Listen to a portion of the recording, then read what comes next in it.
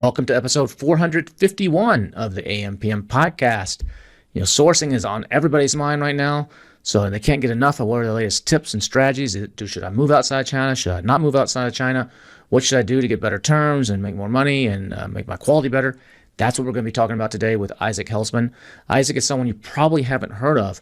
He's not really well known in the Amazon world, but he's got a YouTube and TikTok and Instagram channels with over 250,000 followers where he goes around and actually talks to factories and shows the ins and outs of sourcing. Very, very famous in the social medias, but not very well known to the Amazon world. He's got some unique perspectives and some great tips for you. So I think you're going to really enjoy this episode.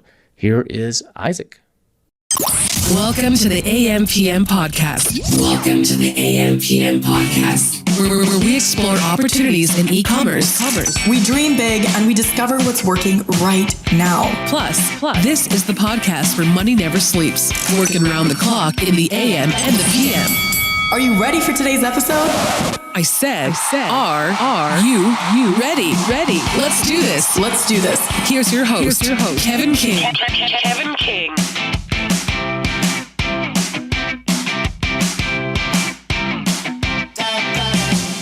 Mr. Isaac Hetzroni, how you doing, man? Doing great. Happy to be here. Yeah, we just, you're sitting in Bali, Indonesia right now, but we met, 2 weeks ago or something in Austin? Yeah, so we met in Austin, just got to Bali. Was just in China for the last 10 days as well. So been on the road. And now we got introduced because someone told me hey, you got to meet this guy. He's one of the top sourcing guys out there. I mean, he runs this company that's just amazing, but nobody knows him really in the e-commerce or Amazon space because that's never really been his focus. So tell me a little bit about your background. You grew up sourcing when you were 2 years old or something, right? Yeah, I've been sourcing my entire life. And so I started in the manufacturing space. We had a factory in Canada manufacturing clothes, 10 employees, very small factory. A family business? Yeah, we had a family business. Okay. So helped out with the family business from, when I was in diapers. And then eventually my other side of my family went and opened up a factory in China making electronics. So went from apparel manufacturing to electronics manufacturing. Really lived it and breathed it. And then started my own sourcing agency to help brands source products about 8 years ago. So now I've been doing the whole agency side, and we have a full team in China and traveled all around the world sourcing products.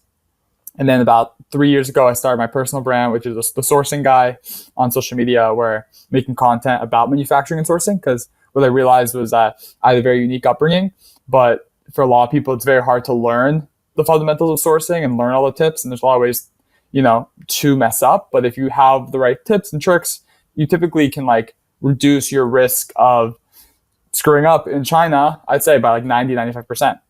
So I started making content about it. People really resonated with it. And now we have over 400,000 followers. So it's been great. That's 400,000 followers on Instagram, right? Or is it on TikTok? But yeah, Instagram and TikTok. So this channel is just you talking about sourcing, walking through factories and giving tips and stuff. Or for those that haven't watched it, what would they get from watching it?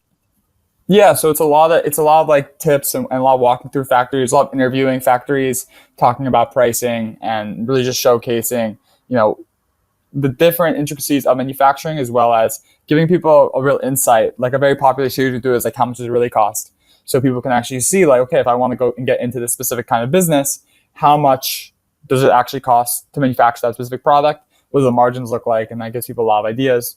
And then we also give away a lot of factory information. So people can follow and they're like, oh, shoot, I saw this video for this really cool product. Isaac gave me the factory and I can go work with them directly. What do you think of people that watch? Some people are probably watching that are seriously interested in sourcing and are getting real tips. Other people are probably watching it from the entertainment value going, oh my God, this purse I just bought at Walmart costs $1.82 to make and I just paid $49.95 for it. Or something in Walmart. Do you think that causes and people don't understand all the other costs that get layered on top of that? Do you explain all that kind of stuff as well? Look, yeah, that's what it costs from the factory, but there's inspection costs, there's tariffs, there's export fees, there's taxes, there's transportation, there's margin, there's overhead, there's all. Do you go into all that as well, or do you just keep it on the cool, glamorous side? Some of my most popular videos are actually where I'm interviewing the factory. They give me the FOB price, and then live there, like on screen, I'm then calculating like DDP rate, right? So calculating all the other pieces that go into it. And so some products, might increase by like 80% because of the tariff costs, or it's going to increase based off of like it being a really big product and we need to ship it. Some of the stuff is, we have to be kind of catchy. And at the end of the day, like we're creating entertainment as well. If we don't make sourcing entertainment relatively mainstream, then I'm going to be talking to an audience of 500 people, and that's fine, and like, look, I like the niche audience and all that kind of thing. But at the end of the day, like to really get the eyeballs and get people talking about product sourcing, you got to make it a little catchy too, which is why we have to do a little bit of a mixed content, How often are you coming out with new content on that channel? Not a ton. Maybe like every 5 days I'm going to post a video.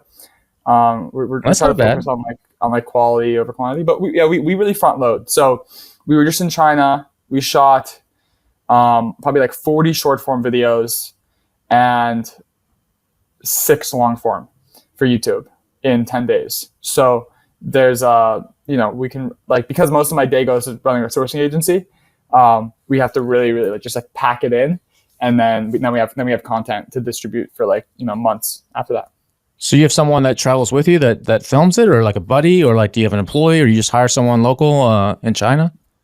So both. So I have my producer who's also a videographer, and so he has all the editors underneath him. He comes to China or Vietnam or wherever with me, wherever I go on my trips, and so I just bring him. And then we also hire like local videographers. So I also have my new content manager in China, because we're going really heavy into posting content on like Rednote and WeChat. So we set all that up this week. And then he's from the production world. So like he had like an amazing videographer. So like so for like the really quick short form stuff, we just had my main guy, and then we went into the factories. We had like full production and lighting and everything. Oh, wow.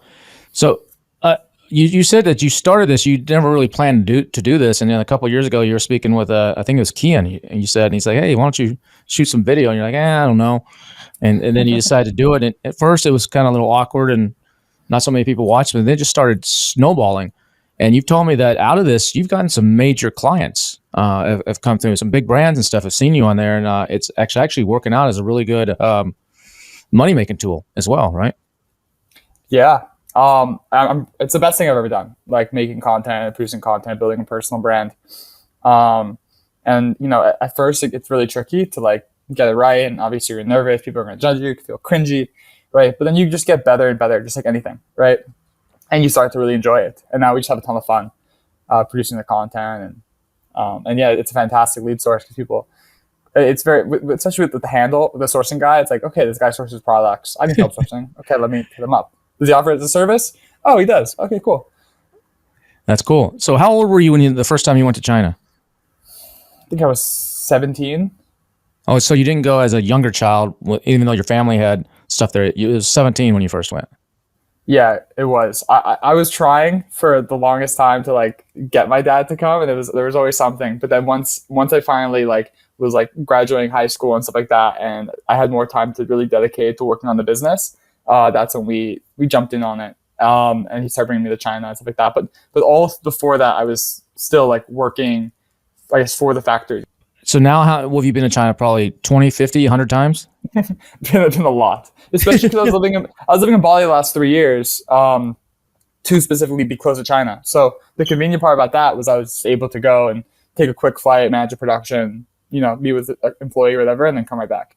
So what is it that you think a lot of people misunderstand when it comes to sourcing in China? I mean, a lot of people, China has come a long ways. I just read the book just last week.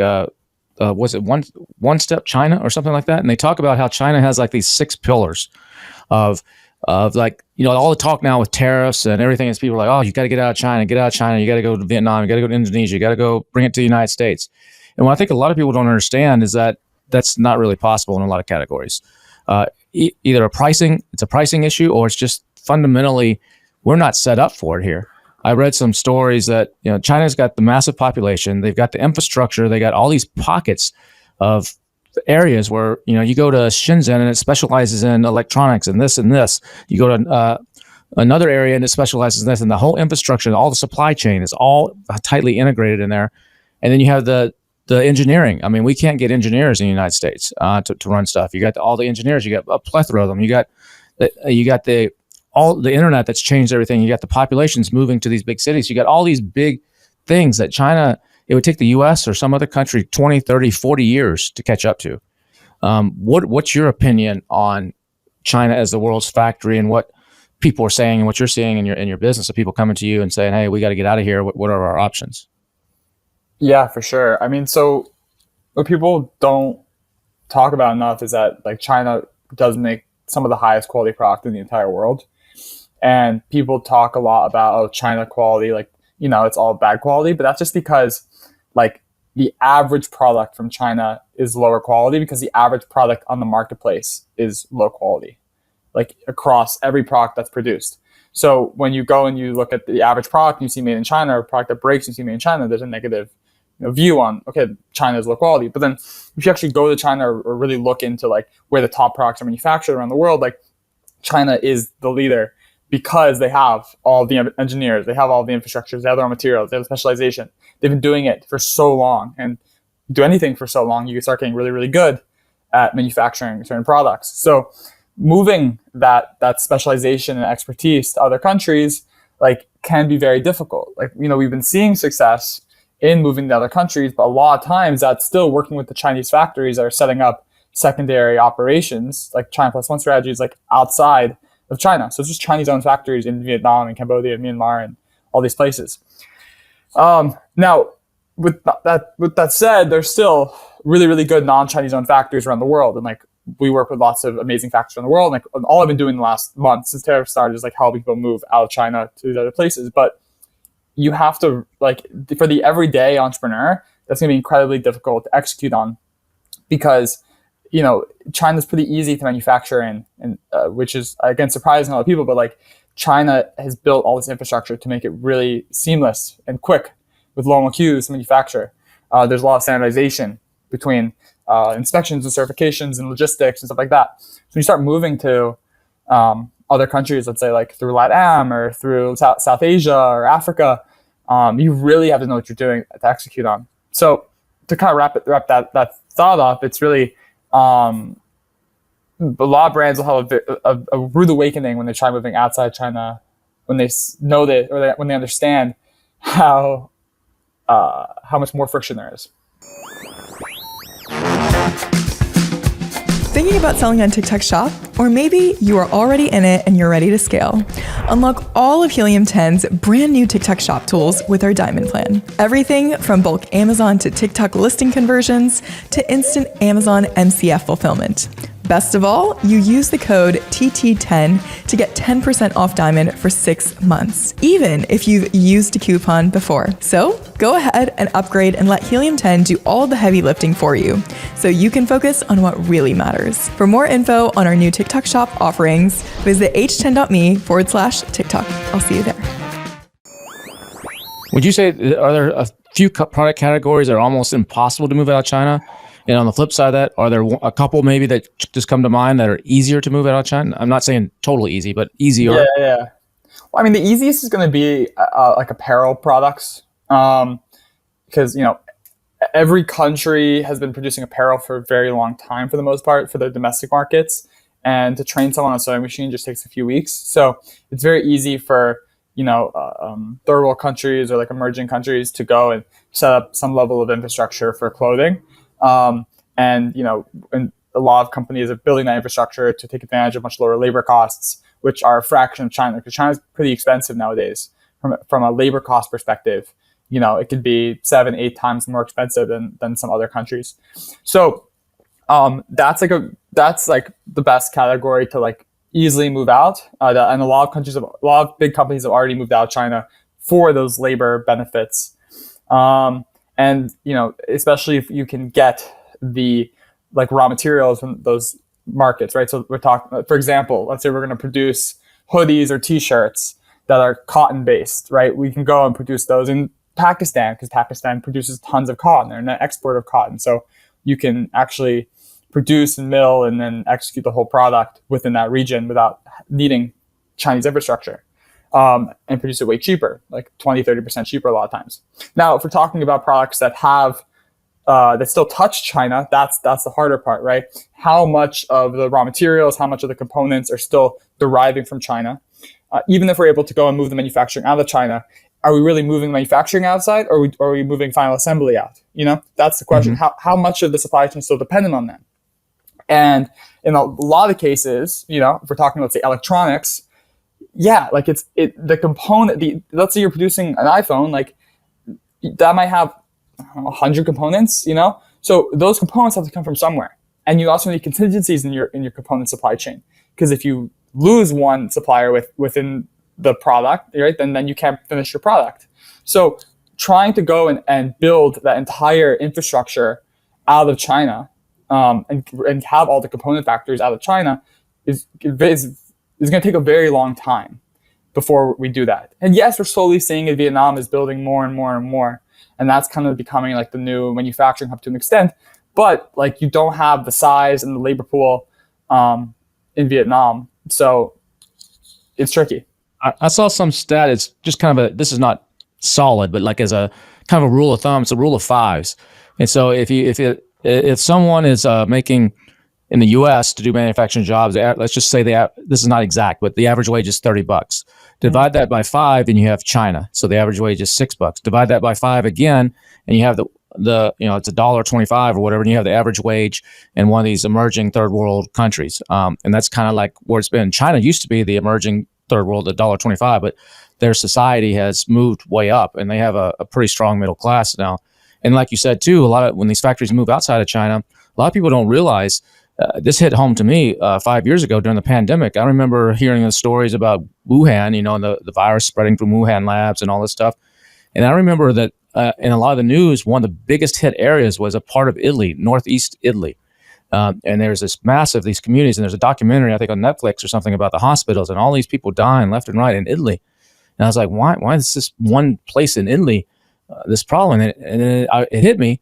There's a ton of Chinese-owned factories in that area, and there was a lot of people that had flown out of Wuhan before we knew exactly what was happening with COVID. When it was the early days, back there, back to visit and back for Chinese New Year and stuff in February or whatever that year, and that's the cause of it. And a lot of people don't realize, that made in Italy doesn't mean it was made in Italy by some Italian guy sitting on the floor banging a hammer. It's probably in a Chinese factory somewhere.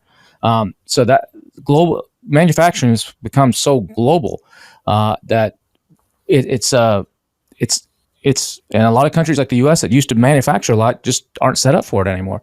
And I saw some stat. A lot of Chinese used to come. The smarter Chinese used to come to Western universities. They go to London or to the U.S. or something to go to school. But and then someone would end up staying here, and then someone would end up going back. But now, about half of them are not even leaving anymore. They're just getting their education in China and staying there to work as an engineer or to do their thing. And so we're not capturing as many of the smartest people that used to be coming here and staying here and working for Google or Apple or whatever. And so that's a competitive thing too. That's changing that a lot of people aren't talking about. Are you seeing any of that in the factories or the suppliers that you work with? Yeah, for sure. I mean, especially like the suppliers, we always see like their kids always maybe they'll go to America, they'll learn a bunch, and then they come right back to the factory. And the biggest trend, I was just interviewing a factory owner's son 2 days ago. And they're like a huge denim factory. They produce for like Rag & Bone, Calvin Klein, Moschino, like those kind of brands.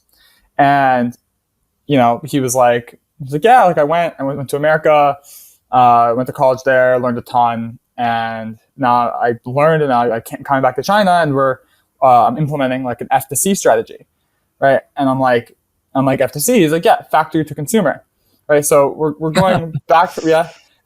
So what the whole idea here is like, okay, let's learn everything in America. Let's not stay in America. Let's go back and let's figure out how we can go and sell to the American market even better. And in this scenario, cut out the middleman. And obviously on the Amazon space, this is huge. But now more and more factories are talking about this, right? More and more factories are really realizing like the way for them to be incredibly successful and to attack the U.S. market is to build their own brands and sell directly into those markets. Yeah, I was talking with someone that deals with Alibaba quite a bit, and he said they're making a huge push right now into. And he said that with AI, it used to be a language issue, and it used to be uh, hard for them to write the listings or be in what people would call Chinglish or whatever. And with AI and some of the tools now, a lot of that's gone away. And then you have a lot of the factories that have at least salespeople or front end people that have been speaking English since they are young in China and are proficient in English. But he says the biggest issue is a cultural thing. They still are having a hard time grasping the cultural differences. And you even kind of touched on it earlier when you said, it's made in China. Sometimes people think that's low quality.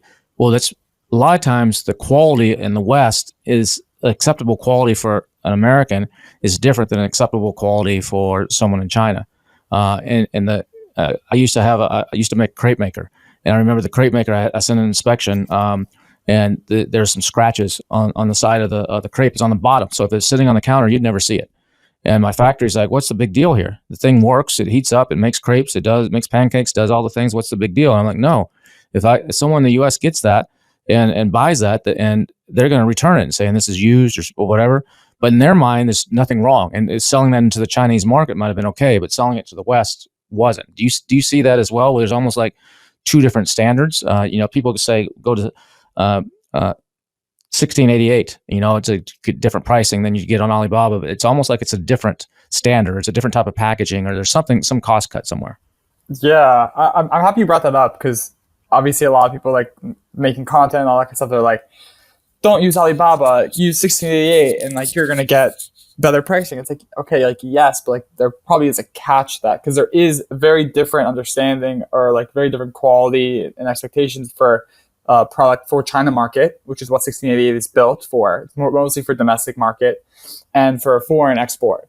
One of my biggest sourcing tips that I recommend people do is like when you're going in sourcing, you're looking for manufacturers. You're not looking for product. So, and when you're sourcing for the right manufacturer, look at their export countries. If they're 80% domestic market, right, or they 80% Western market, is a huge difference in their understanding of the needs, right, and the wants of the foreign consumer, the American consumer. And you're going to have a lot more of these quality issues. You're going to have a lot more sizing issues. You're going to have a lot more of these conversations of being like, what do you mean? It's fine. There could be scratches on the bottom, because they don't have the experience. And it's just a very different culture. It's the complete, it's as far as you can get in a lot of ways. So, 100%. And then, so yeah, for me, like a lot of times the best factories, if you're talking about like you trying to produce premium product. Now, I'm not saying some people are like, I want the cheapest possible product and like that's my goal. Okay, then yeah, go on 1688, talk to a factory, focus on domestic market, and like help maybe that they get an export license just to work with you type of thing, right? But if I'm producing premium product, I like to work with factories that speak good English, that focus on Western markets, and that have a really strong understanding of what it takes to sell to, let's say American buyers. What about people? I'm sure you get this on your channel too. People are afraid to send money to China. I see this all the time. They're ordering 500 units or something, some small MOQ, and it's $3,000 or something, and they're just so scared that they're going to get ripped off.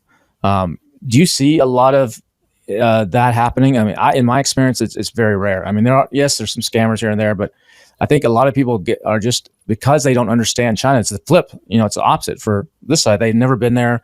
They don't understand China. They only understand it from the movies, and they think of, Bruce Lee or something, and that's their version of China. Or people in the rice fields leaning over and with a big ox behind them.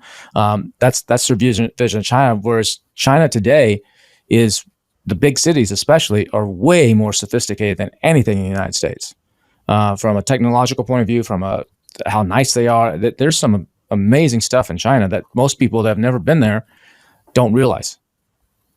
Yeah, I mean, it's literally the coolest, nicest cities in the world in all the ways. You look at the skylines and your jaw drops. And that's why I love posting like stories of me going around China, and there's like 100-story hotels and like the craziest views and light shows, because they really are so advanced. It's not the auction in the rice field.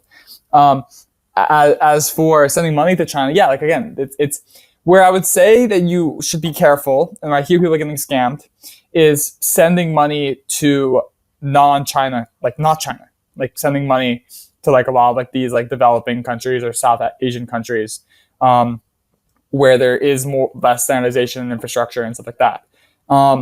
And you really have to be careful and know your factory and you know, send money there. But to China, like you're pretty consistently gonna get your stuff. And the other nice thing is that a lot of factories are on Alibaba. And if you go and you transact through Alibaba, you at least have protection there, right? Where you're going to have Alibaba trade assurance, you know, which is hit or miss, like from like actual, but you're at least going to like, it's hit or miss in the sense that like you are filing an appeal because there's scratches underneath your, you know, waffle maker. And people are like, I want a full refund on this. Like, I was going to be like, no, maybe we'll give you a slight discount.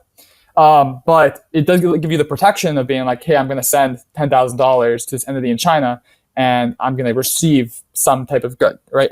So Alibaba is kind of like this like fantastic intermediary body, and in a sense, like state of law, because they have this whole process where you can put, if you really like take the time to fill out all the fields and all the details within the actual order listing of when the product's going to ship, all the product specifications, like you attach all the documentation to it, then you can always open up an appeal there. And from a secondary process, you can even transact through credit card for transactions under like $25,000 on Alibaba. And that's really good for the new entrepreneur as well, working with a new factory, because now you have a secondary layer of protection where you can always, you know, call up Chase Bank and be like, hey, I never got my goods. There's also services like Plastique that actually you can pay by credit card, even if they don't take credit card. And the Plastique, well, they charge a 3% fee roughly, and then they'll turn around and they'll actually wire the money out. And so you have a little bit of protection there. So can you explain what Guangxi is and the importance of it in the Chinese culture? Yeah, I mean, it's really all about building a relationship with your manufacturer. And I think people don't realize that like trust and relationship is really the name of the game when it comes to manufacturing. You really want to go and build a friendship with your factory. Like people think it's very transactional in China, and sometimes it can be, but I think that, you know, so certain factories we've been working with for 5+ years, and the strength that you can build with them from a long-term perspective, because at the end of the day, like they're your long-term partner, like you're in business with them. So if you're able to go and build that strong partnership, you can have a lot of success. So basically, it's the importance of actually visiting China at some point, maybe not before your first order, but at some point, going and actually sitting down, having a meal, going to the factory for a visit goes a long ways in their mind of giving you some priority treatment and respect. Exactly. And that's why, like, I even say, like, if you can't get to China, like, hop on a video call. Like, do a lot more face-to-face conversation. Have them show you around the factory. Like, talk to them about your day. Talk to them about, like, the things you like. Because you're just slowly, like, building that friendship. And then when you go to China, like, if you're purchasing over $100K a year, like, you know, honestly, like, I think that's probably the breaking point, being like, okay, I should probably go and like talk to this factory, because you'll be able to go and at least save, you know, in what it costs you to get there, right? You'll be able to save that in cost, but it's also going to give you so much more visibility, understanding of the manufacturer, and that's going to really help you get to the next level within your business. Yeah, I used to when I was dealing with one of my factories, I think it was that actually crate making factory. I don't deal with it anymore, but the saleswoman used to actually send me pictures of like her on vacation during the Dragon Boat Festival and stuff like that. And I thought it was the weirdest thing. It's like, and then she would ask me, "Do you have any pictures from your recent thing?" And I thought it was so kind of weird. It's like in the West, where you usually keep those relationships business to business. You know, you don't really bring your personal life in, but in places like China, bringing that in is a major thing. 100%. Yeah, and especially like when I was running my company in college, I would literally be like FaceTiming my factories from like the bar, and just like having them meet my friends and stuff like that. Like, because think about it, like they love American culture. I actually just made a video about this. I'm gonna post it soon, where it's like I'm showing like the MLB store in China. So there's like, if you don't know what the MLB store is, it's like the Major League Baseball store. There's 800 of them in China, and they're literally stores. It's just like clothing with just like New York Yankees, like full step and repeat throughout the entire clothes.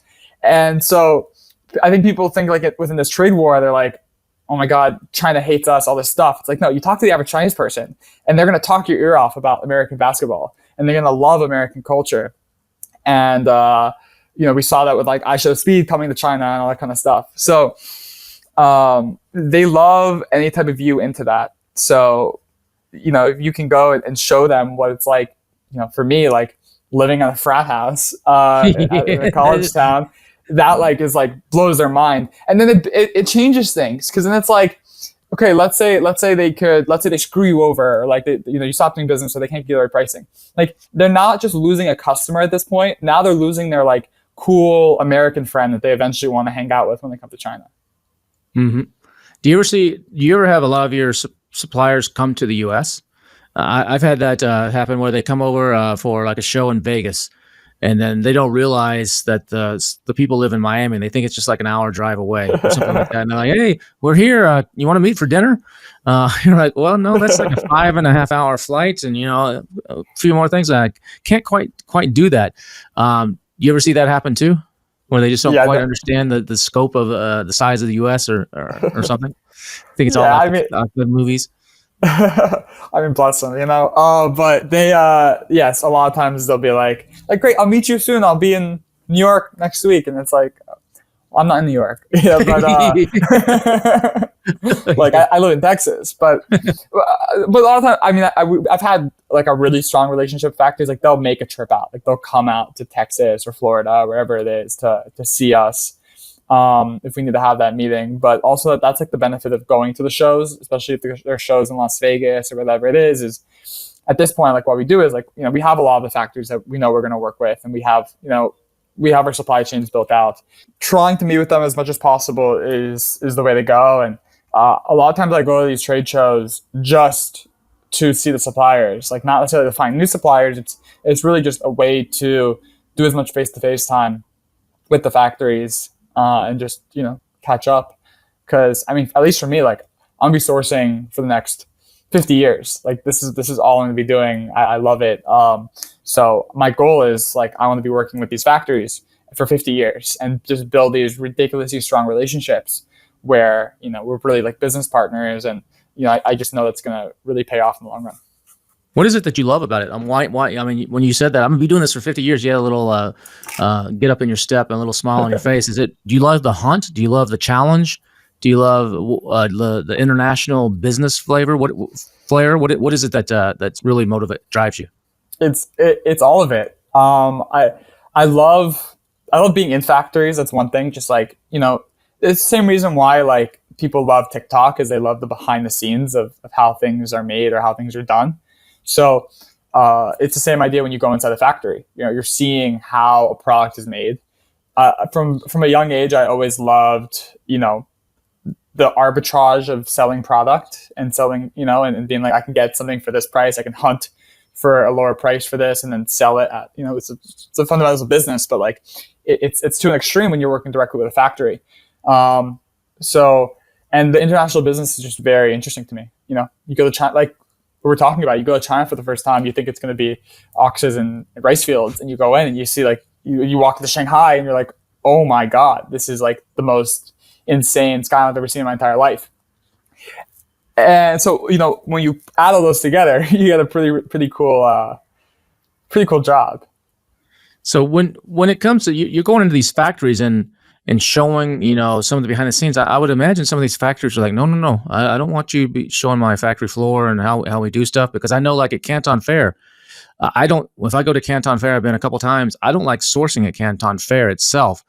I like seeing what people can do, but then I always ask the guys, what do you have behind the counter there? Because they don't put up the good stuff in the fair, because all their competition is coming by scoping them out. So the good stuff's either behind the counter, or it's like take a visit out to their factory if it's nearby and actually see what they have to actually get the good stuff. And the same goes for, I hear a lot on Alibaba. There's like you said earlier, there's a ton of suppliers on Alibaba, but a lot of times the best ones are not on Alibaba because they don't need that work, or they don't have an English speaking person. And they're the ones that they're deeper into the woods, so to speak. But they have enough business; they don't need to go out and strike that, which means they're pretty good at what they do. So, how, from a seller's point of view, what are some strategies that you like to use to actually really dig out the best when it comes to products or suppliers? Yeah, you're completely right. The best factories are not on Alibaba, because if you think about it from like who is the average buyer on Alibaba is kind of like they almost call them like not even buyers. They call them like consumers. Like it's like a retail buyer, like retail in the sense of like people coming in and trying to buy one piece or buy 50 pieces of something. And if you're producing for the best product for the biggest brands in the world, you're going to be like pretty busy consistently with those really, really big customers. You're not going to care for the smaller businesses starting out. So when you're working with the big factories, you're actually almost like applying to work with them. You're like giving like your case of like why they should accept you as a customer. And that's a big part of like our agency. I think that's like one of the main things we provide for our agency is the fact that we have the relationships with these factories that are on Alibaba that will not answer their email, that will never work with you. But because we have group volume across our customers, we can like kind of slot you in to the production. And so to find these kind of factories, you have to typically like a place like Canton Fair, they're not going to be, because it's such a big show and there's such a low barrier to entry and there's so many people. They don't want to deal with that kind of stuff. They're going to be at the more niche shows. So what's a good strategy is if you're within a specific niche, let's say you're doing like pet products, right? Or even go more niche, like pet clothing. Go and start doing research and see and talk to all your suppliers, all the suppliers you're talking to, and be like, what trade shows do you guys go to? Right? And then you might consistently see, oh, we don't go to the Canton Fair. We all go to this one pet apparel show, right? In Vegas or in Shanghai once a year. And then those niche shows might be where the good factories actually are. Additionally, you're going to go through like import records, right? So you can use platforms like Import Yeti, and there's a lot of other ones out there like SourceReady.com, which is really great.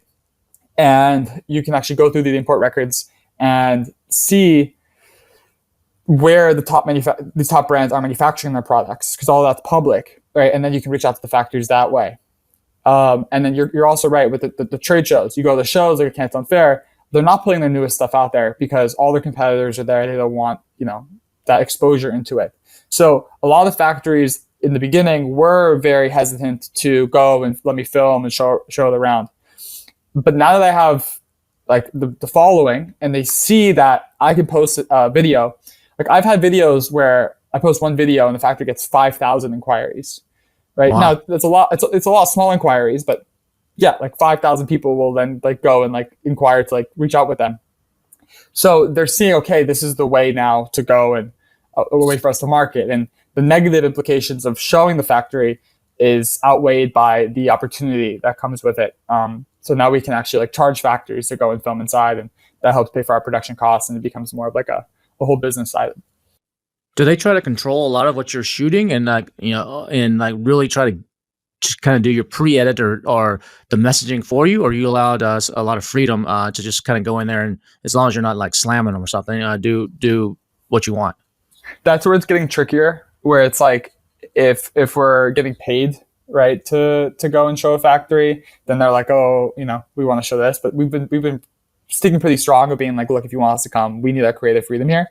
And the thing is, we're also really trying to work with like good factories, because like if you're working with like a bad factory and it's just not nice inside or whatever it is, and like then you're going to run into this issue of they'll be like, don't film this area because it's like ugly. And it's like, but if we're working with the factories that produce for like the biggest brands in the world, and we're going there because they built such fantastic factories and for fantastic infrastructure, those factories are very proud, and they're like, yeah, film away, like show off how amazing, because we're proud of what we were able to build.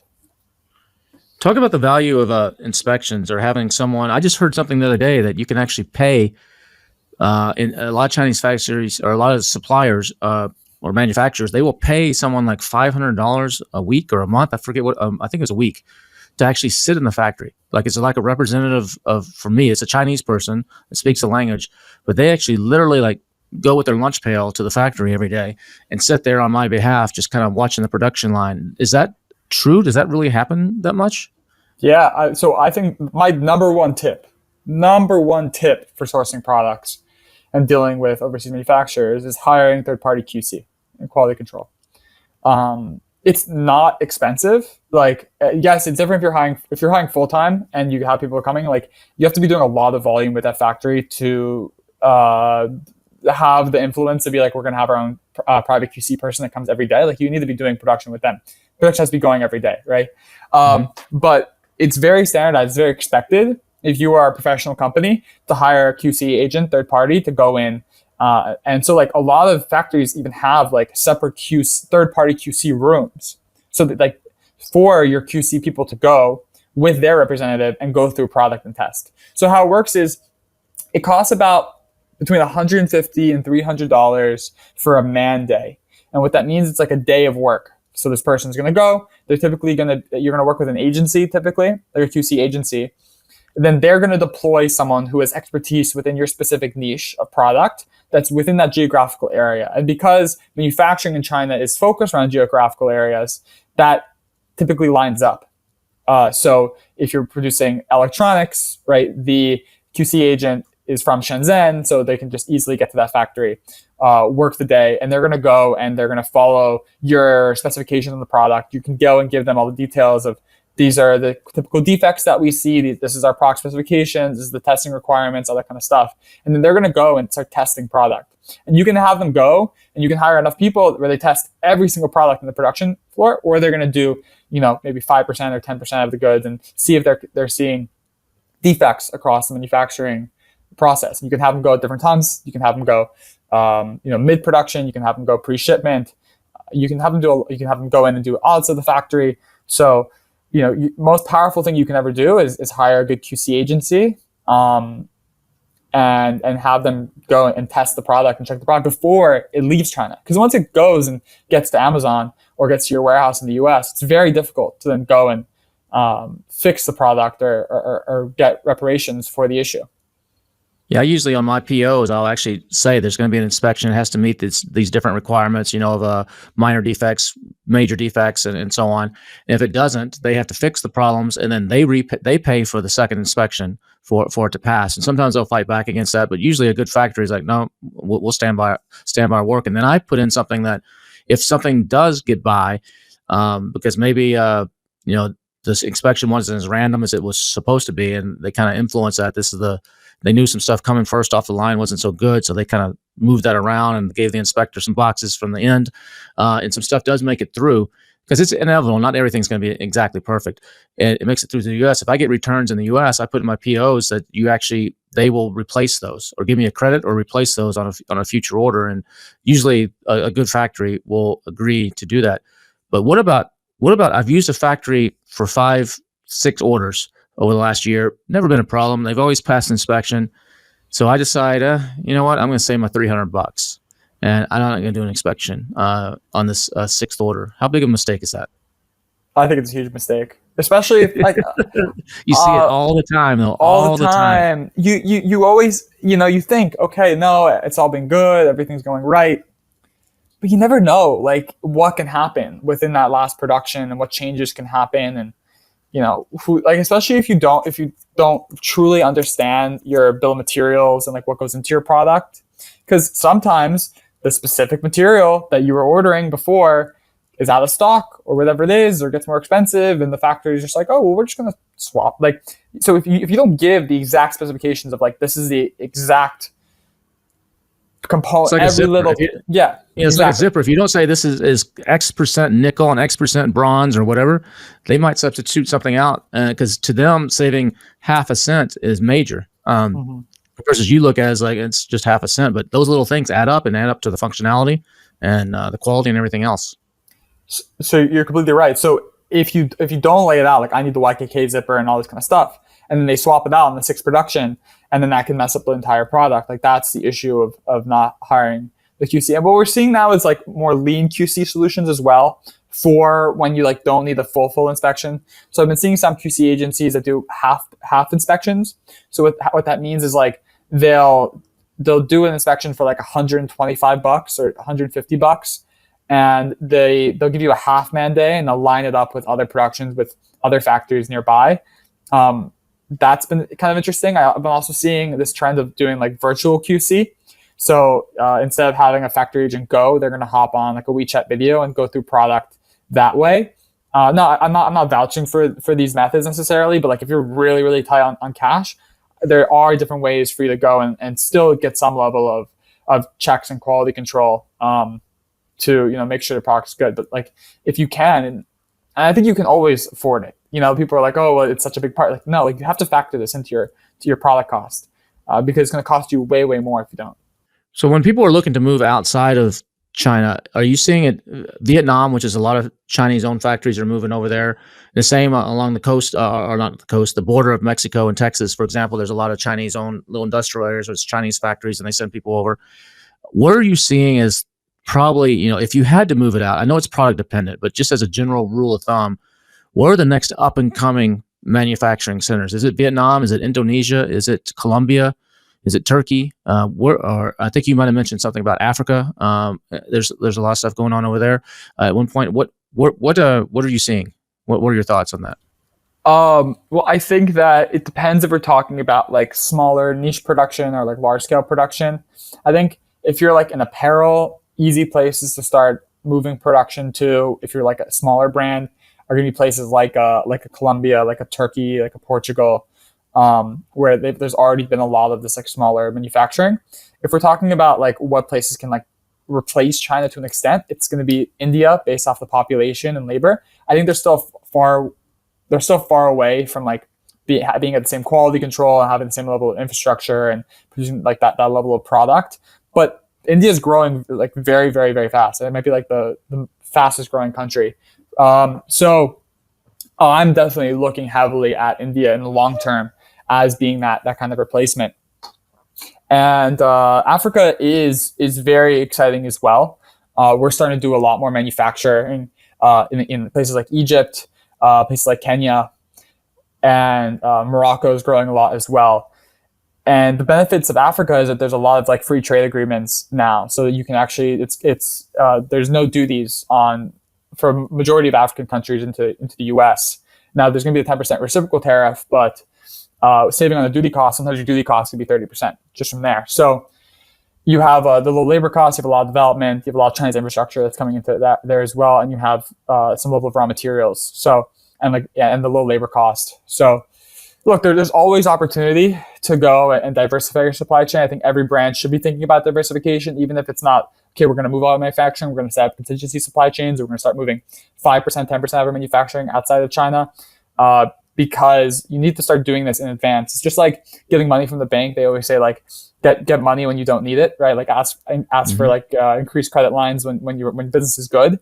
Because then when business is bad, they're not going to give it to you. Same thing with your supply chain. Like everyone that's trying to move their manufacturing right now is having a hard time because you have to like build these relationships with these factories, and because they're not going to give you the capacity, the good ones, they're going to give it to their existing clients. So building your global supply chain and your diversified supply chain when you don't need it is the way to have success in the long term. Because when things do hit the fan, like it just did, it's very easy for you to go and take that 10% of your production and ramp it up to 50. So how do I cut my production time? I call up my factory and I say, I got to reorder here. They already got the molds done. They already got everything done. Maybe they got to get some raw materials in, but maybe, it's nearby. It's not too far away. And they tell me, okay, it's 5 weeks production time. When I know when they actually put my stuff on the line, it's 2 days of work. Mm-hmm. So they've got other stuff ahead. They've got a whole schedule ahead of me of other clients. How can I jump the line? What can I do relationship wise, financial wise, gifting wise, in the little red envelopes or whatever it is, to actually so that I can jump the line and get my stuff done in 2 weeks instead of 6 weeks? Is it just based? Is there any little trips there other than being the biggest guy at the factory, the biggest client at the factory or something? Yeah, it's a good question. So the first step is understanding your manufacturing process. So if you're going to break down the 5 weeks, you should understand exactly what that 5 week consists of. How much of that time is ordering or producing the raw materials? How much of it's going into actual assembly? So like you put like a Gantt chart, however you want to visualize it, understand it.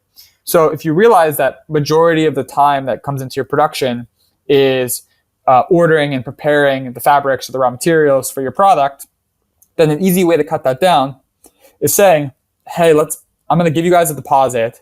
Let's pre-purchase 4 months worth of the raw materials. I want you guys to warehouse that for me so that we can go and easily go and like pull that product and produce it as needed.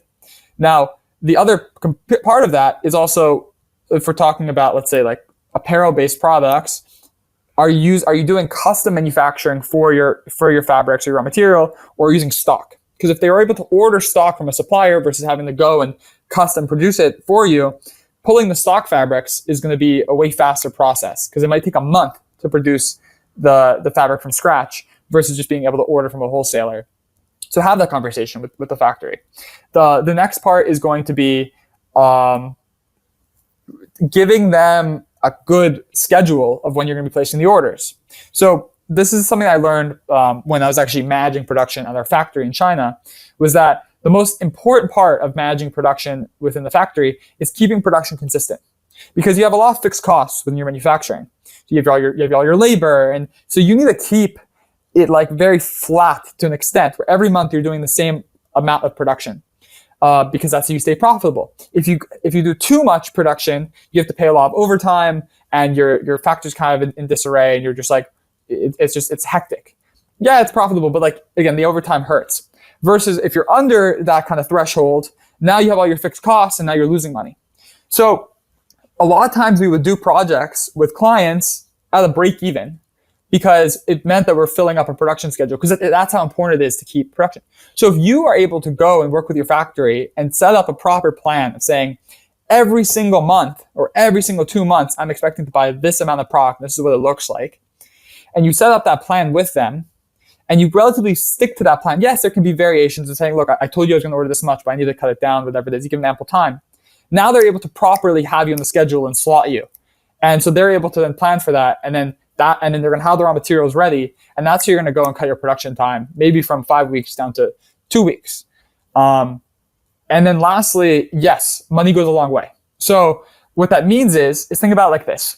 You're going and you're working with your factory, and you've been hounding them on price.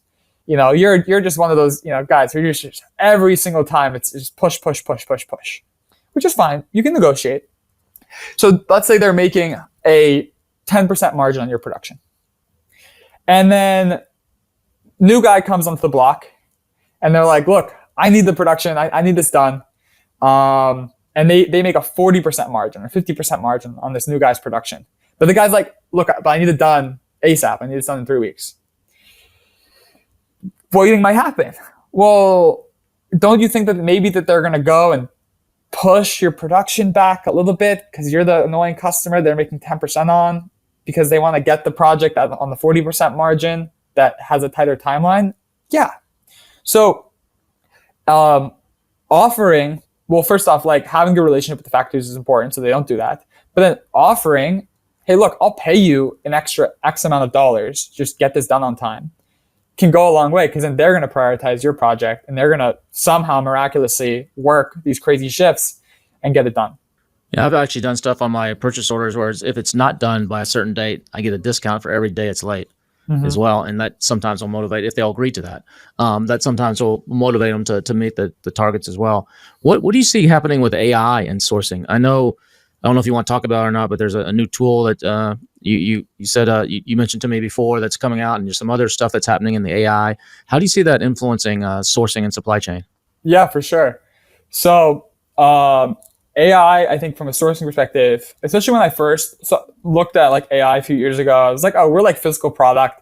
Like that AI is for all the digital stuff. Like, it's not going to affect our industry that much. But then we started seeing all the new tools and implementing all the new tools within our sourcing process as an agency. And it's been mind-blowing how effective it is. So the benefit of AI within product sourcing is the fact that what sourcing is it's research in a lot of ways, right? You're going and trying to do the research into what factories are out there across the entire world, and then doing the research and then reaching out to the right factories, asking them the right questions, and then being able to go and spit out, okay, here's pricing and details from 15 factories that we reached out to throughout the world, and then deciding which ones are going to be the right fit. So right now we have like a full office of people that are just doing this process manually, of doing the research, going through the databases, finding the right ones, inquiring, all that kind of stuff. With AI, that's completely automated now, because what AI is able to do is able to go and scrape every single database out there, factories, and it's able to go and build this really, really strong, index or database of all these factories outside of just Alibaba, because Alibaba is a pay-to-play. Alibaba makes its money from suppliers paying to be on the platform. So if you're not paying, then you're not going to be on the list. So AI is able to scrape even more. Then it's able to go and search through millions of factories within the database and then say, okay, these are the best factories potentially for you based off of the parameters that you're giving.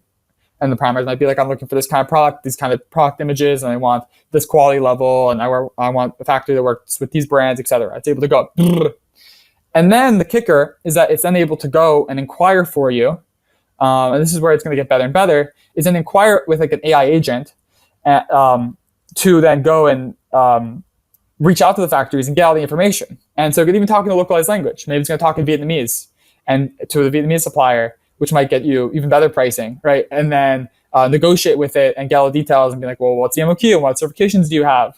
And then the AI agent can just go and give you a printout of like, okay, here's all the factories and here's all the pricing and here's all the specifications and all this kind of stuff. And so the entire process was automated with AI. Hence you're replacing like half our office. So I think it's very exciting from a sourcing perspective. And there's a lot of really, really great tools that are coming out and doing that. One of them is like Source Ready, but there's a lot of really cool tools that are using AI to make this process just super efficient. Never a dull moment in sourcing or logistics, is there? You think that there's a lot of dull moments, right? When you think like sourcing is so unsexy, but it's a crazy world. Maybe that's why I like it. You know, that's why you like it. That's why it brings a smile to your face. Well, Isaac, this has been fun. I appreciate you taking some time out of your beautiful little escape to Bali there and talking to me back here in Austin. But you'll be back in Austin later this year, I think you said. But really appreciate you coming on and sharing. And how do people, if they want to watch your channel or reach out to you if they need some sourcing help? I know you said you don't deal with a lot of like brand new people. It's more the bigger guys you prefer to deal with.